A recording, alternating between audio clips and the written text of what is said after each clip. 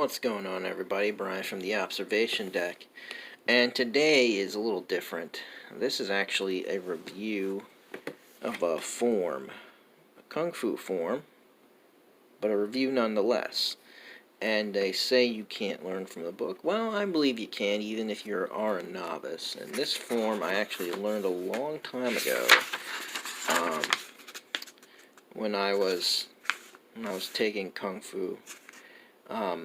It was part of our curriculum, so I know I did not go to the Lum Temple, though I know people who have.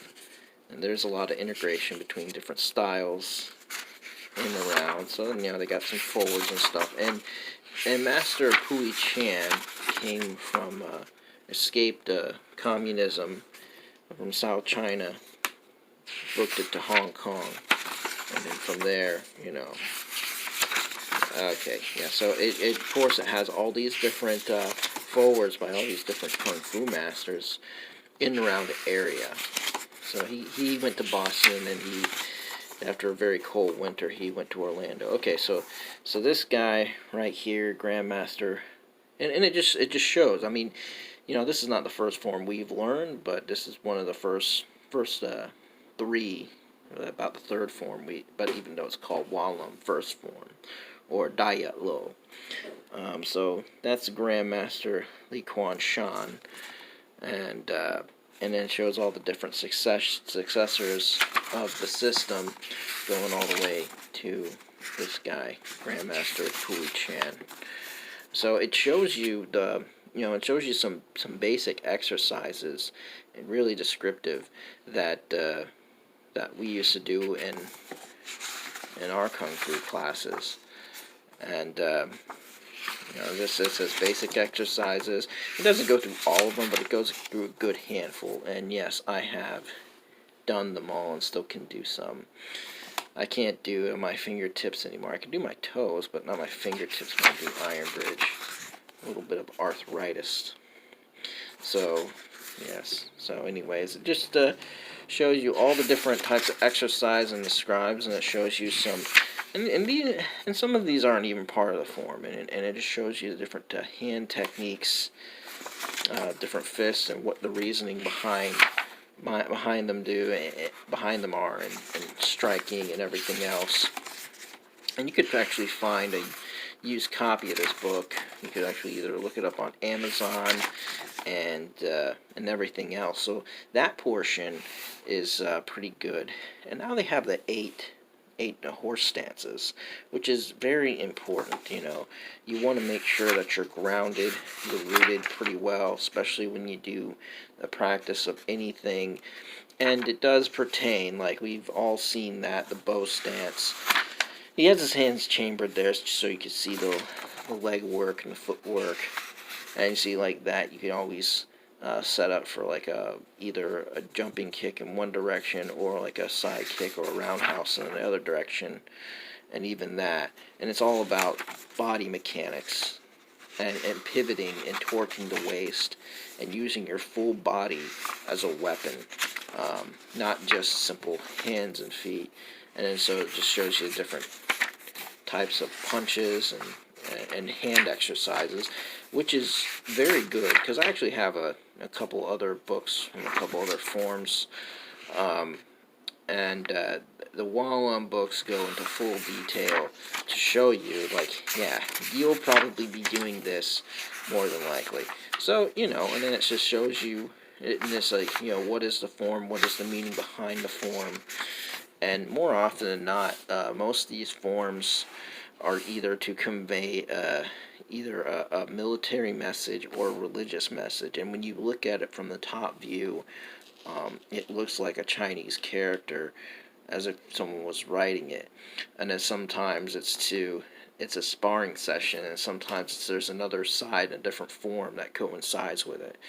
And so things are different meaning, and this is one of those things that has kind of an esoteric meaning, as well as a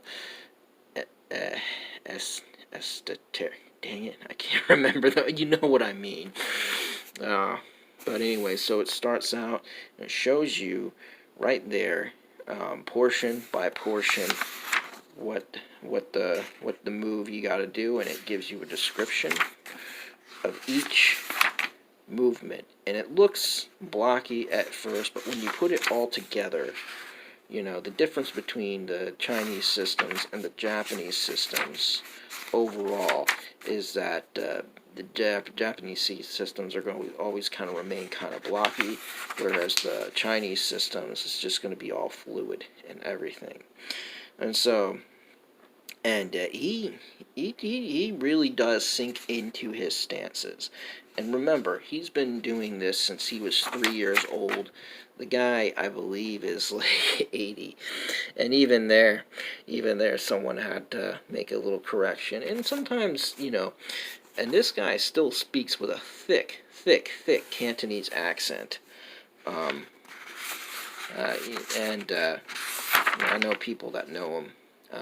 I've never met him personally, but I've met people that have trained at the school, and he still gets up there every morning to just garden. Just do the gardening outside the Lum Temple in Orlando off of Goldenrod Road. So you look at that. That right there. That right there sets up for the foot plant, and that's a very explosive, powerful punch.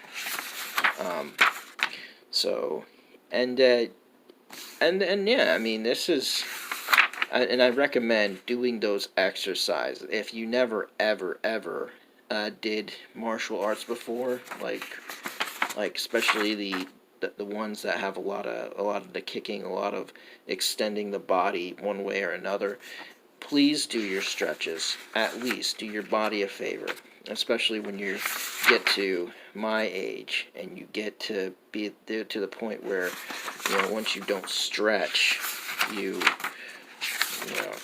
okay, so I guess there's some sort of like, oh no, don't stretch this, it don't matter.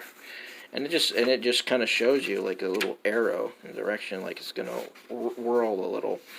So like that's a kick, and that right there, crescent, and then you just flip there, and that's actually right there.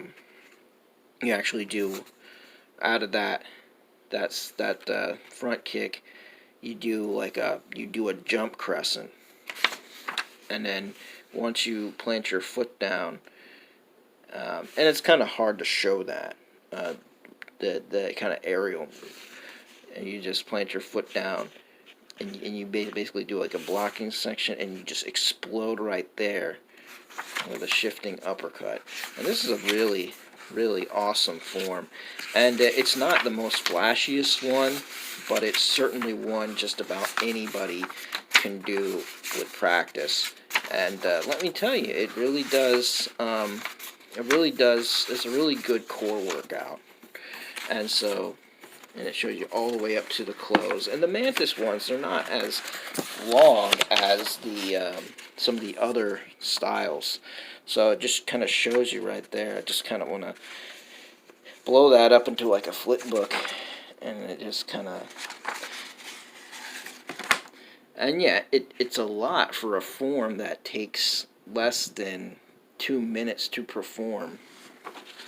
And so even after it shows you the form, how to do it, and it tells you the application, the combative applications of the moves in the form, which is very important, because otherwise you're just practicing wushu. If you don't know exactly what you're doing, if your Sifu does not tell you what the applications are for the form, then something's wrong. And so this is like this is like a FAQ right there about Kung Fu, and it tells you all about it. What's the difference between this and karate and everything.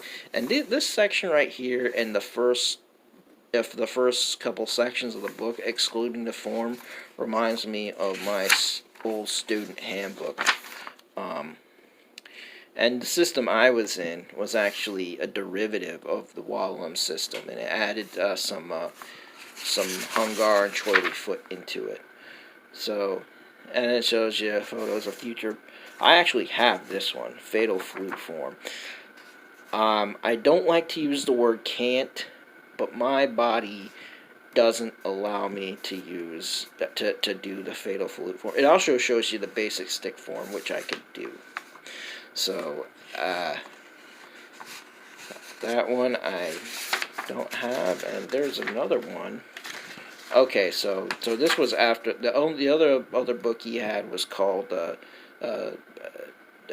Double Broadsword or Tornado Broadswords, and there's a picture of it, and that doesn't look much different than it does today.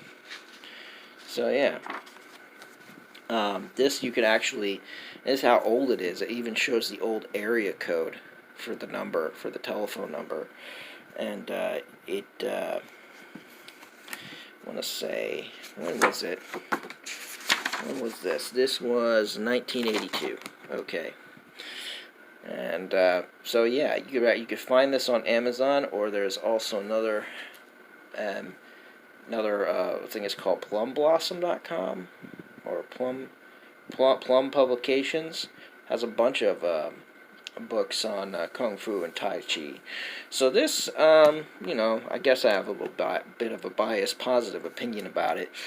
But if you practiced martial arts, especially the Asian, Chinese, or Japanese ones, this is actually a good one to have in your repertoire. So anyways, I just wanted to give that little review. Make sure you like, subscribe, hit the bell.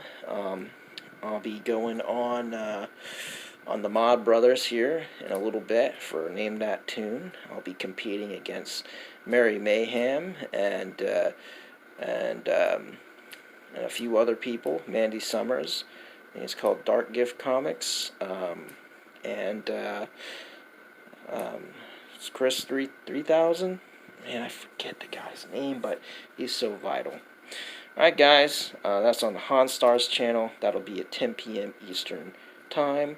And the Comic Wars closes in a few hours, so if it doesn't get funded, everybody will get refunded, and we'll put it up on AtlanticComicBooks.com for the world to see.